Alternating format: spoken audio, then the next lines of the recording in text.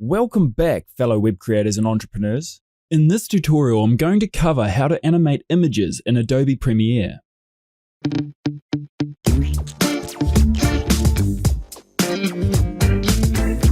Let's begin by dragging the image you wish to animate onto the timeline. Now make sure your image is selected on the timeline and head over to Effect Controls. In here, position the time marker to where you want your image to start moving. In this case, we'll animate from the very start. Adjust the position values left or right to move your image to where you want it to start the animation. Alternatively, you can double-click your image in the preview window and drag it to your desired location. Now back in the Effect Controls, click the stopwatch button next to the position value to create your first keyframe. This will represent the starting point of your animation. Next, position the time marker several seconds ahead to where you want your image to move. Then change the position values so the image is in the desired location for the second keyframe. Again, feel free to double-click your image and drag it to its new location from the preview window. Any movement will automatically create a second keyframe representing the second step in your image's animation. If you want to create additional animation movements, simply repeat the same steps. Position the timer where you want an additional animation keyframe. Again, move your image and a keyframe will automatically be created. Then simply rinse and repeat.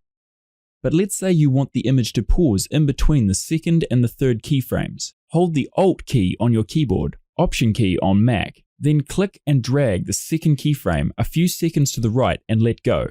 This clones the keyframe and its values. And because you've now added two keyframes with identical values spanning across several seconds, as you can see, the animation now stops and continues on its merry way. Lastly, you've probably noticed the movement looks a little stiff. To smooth out the movement between keyframes, simply select all keyframes, right-click on one of them, and hover over temporal interpolation. Any one of these options will help to smooth out your animation in some form.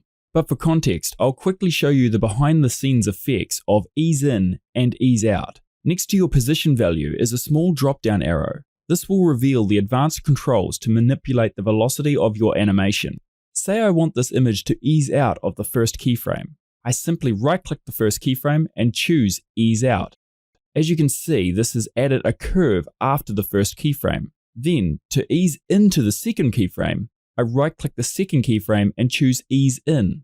If I do the same with the last two keyframes, the animation will appear smoother transitioning in and out of keyframes.